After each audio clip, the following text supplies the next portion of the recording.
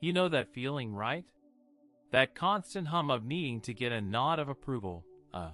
That's good enough from someone else before you can truly feel okay about yourself, or your work, or even just your existence.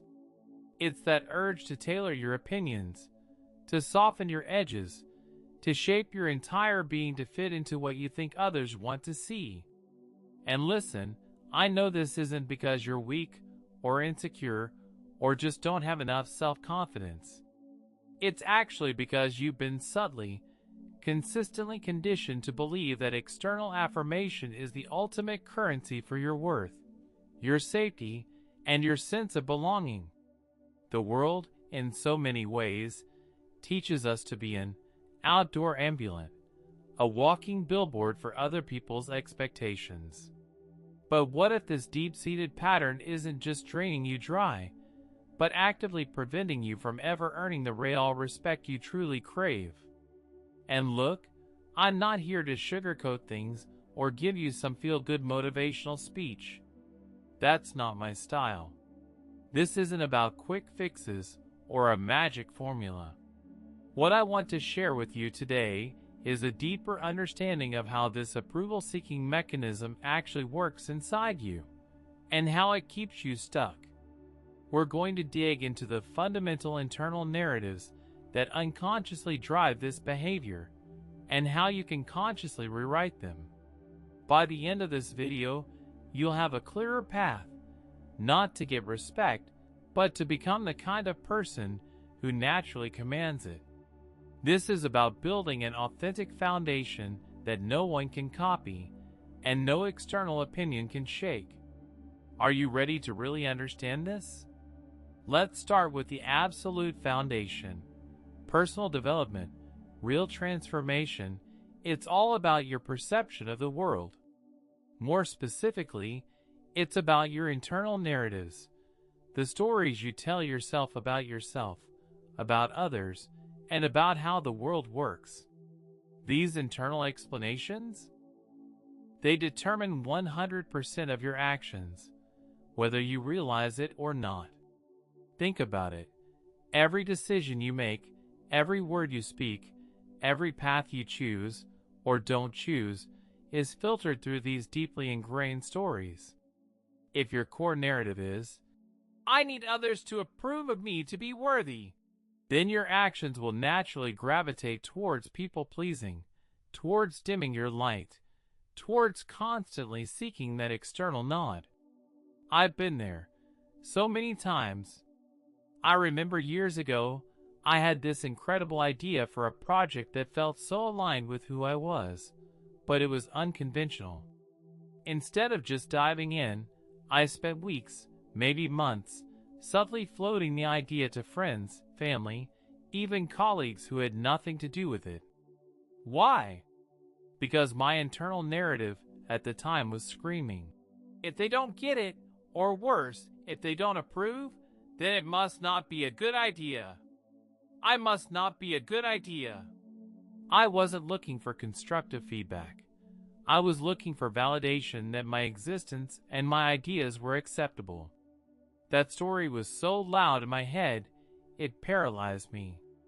It was only when I realized that their opinions were simply reflections of their own internal narratives, their own experiences, and not an objective truth about mine, that I started to truly detach. The thing is, seeking external validation often feels like a protective strategy. Your brain, in its infinite wisdom, learned somewhere along the way that fitting in, being accepted, and getting approval meant safety. Maybe it was in childhood, maybe in early schooling, or even in previous toxic environments. It became a deeply ingrained coping mechanism for an underlying story of potential inadequacy, not a sign of true weakness on your part. It's not that you're flawed. It's that your brain has been operating on an outdated, self-limiting software. It's a strategy that once served a purpose, perhaps, but now it's holding you hostage. It makes you an outdoor ambulant, constantly broadcasting what you think others want, instead of living from your true essence. This isn't about being lazy or unconfident. It's about a lack of clarity on the root cause of your actions. But what if these very narratives are built on limited information, preventing you from ever truly being respected for who you really are? Now, here's where it gets interesting, and frankly, a bit uncomfortable. Your internal narratives, those stories that determine 100% of your actions, are heavily shaped by your mental repertoire, the collection of experiences, knowledge, perspectives, and ideas you've accumulated. A limited repertoire creates limited explanations. Think of your mind as a giant filing cabinet.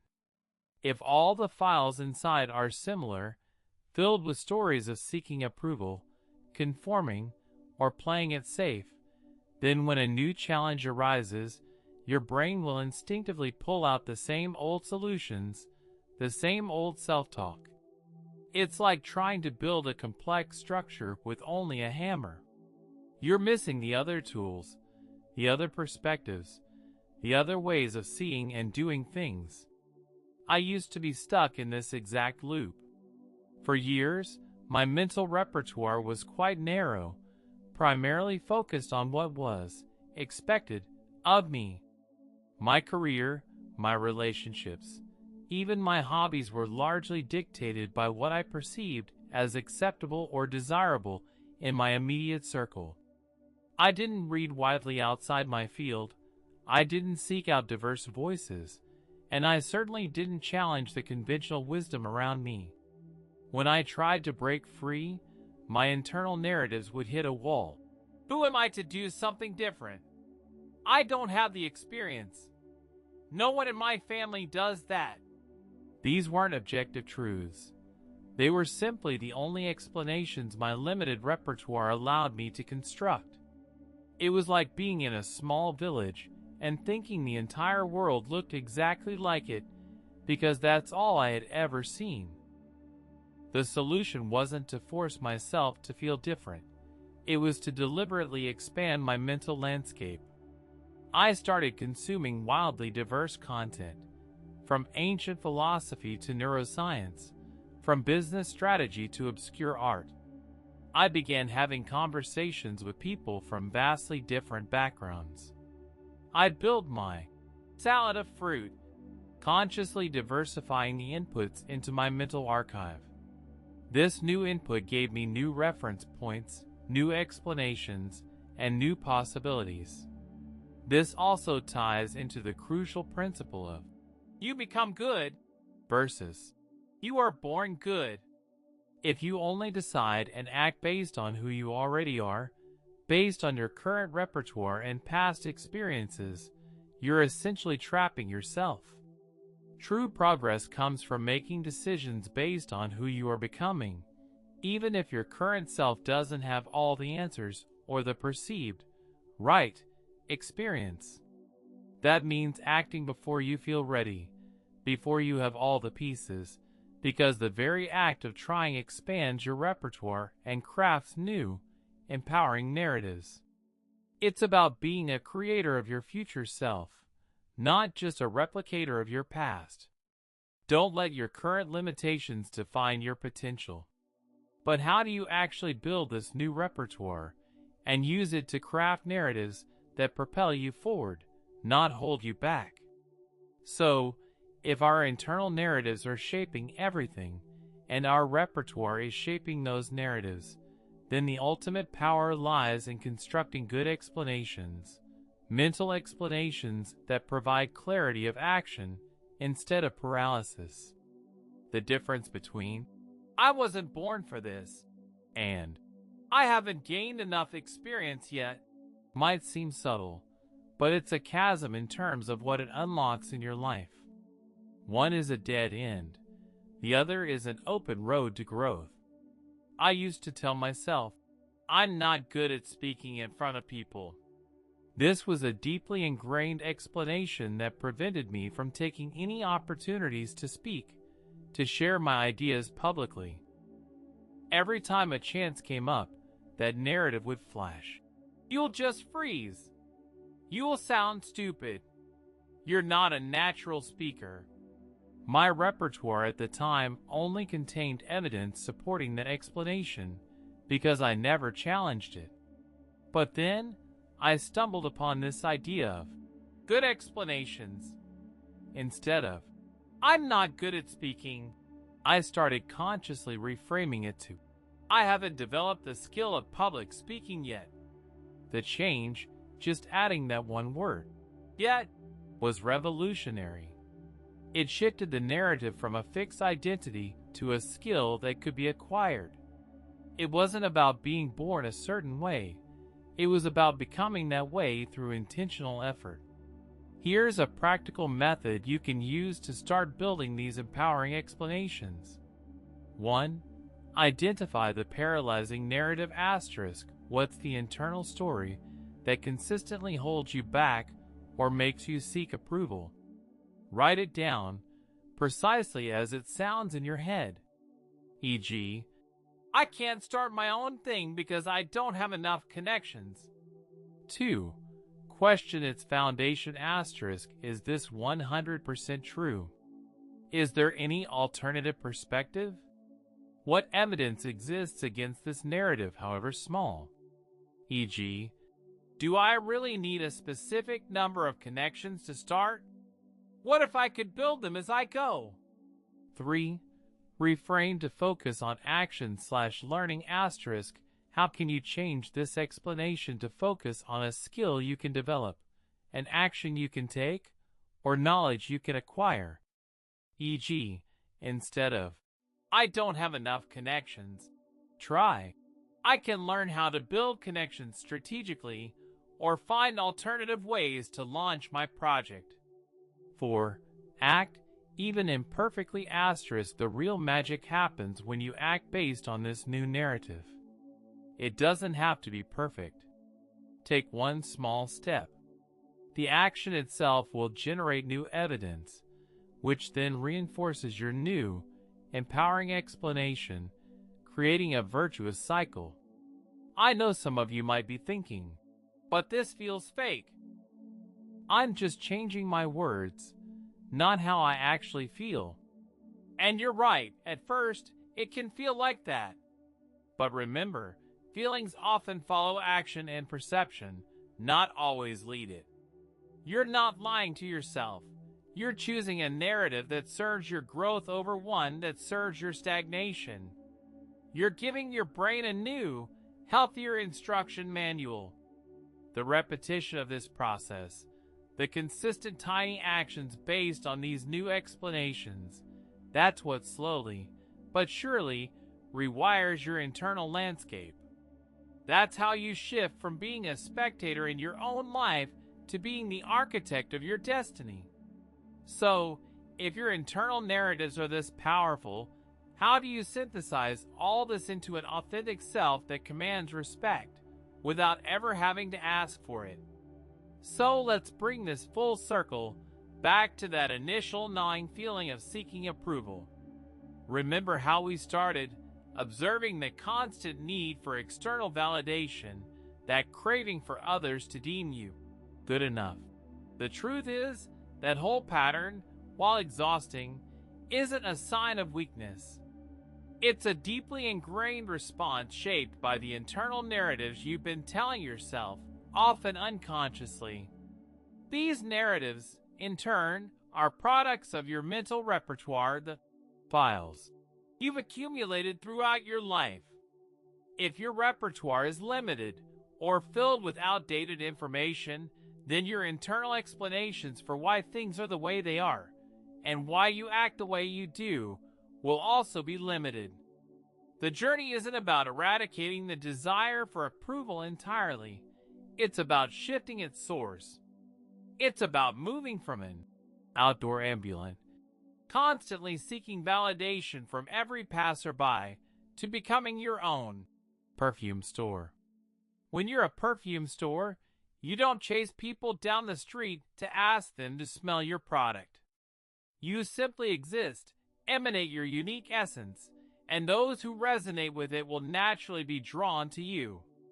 They will seek you out. That's the difference between seeking approval and naturally commanding respect. Respect isn't something you can beg for or manipulate. It's a natural consequence of self-respect, authenticity, and clear, empowering internal narratives. This transformation isn't an overnight magical hack. It's a consistent, conscious effort to challenge those old stories, to deliberately expand your mental repertoire, and to consciously construct explanations that empower you to act rather than paralyze you. It's about recognizing that you become good. You're not just born good. It means making decisions not based on your past perceived limitations, but on the person you are actively becoming. When you start living from a place of internal clarity and self-trust, grounded in your unique repertoire, that's when you stop needing outside validation. That's when the external world can no longer define your worth, because you've already defined it for yourself. You get to choose your path, and it's perfectly okay to start small. Look, I know this sounds simple, but it's not easy. It requires courage, the courage to look at those ingrained narratives, to challenge the stories you've believed about yourself for years, and to step into the unknown of acting differently. It's an ongoing process of self-discovery and conscious creation. You're going to stumble. You're going to catch yourself slipping back into old patterns. And that's okay. The goal isn't perfection. It's consistent progress.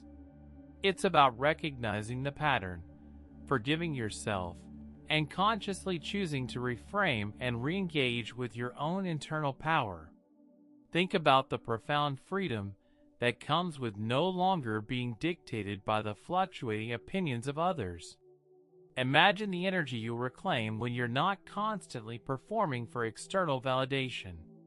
This energy, this reclaimed mental space, becomes fuel for building something truly meaningful, something that is uniquely yours.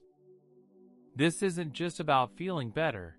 It's about living more effectively, more authentically, and with a deeper sense of purpose. It's about building a solid, internal foundation that allows you to contribute your unique gifts to the world without fear or compromise.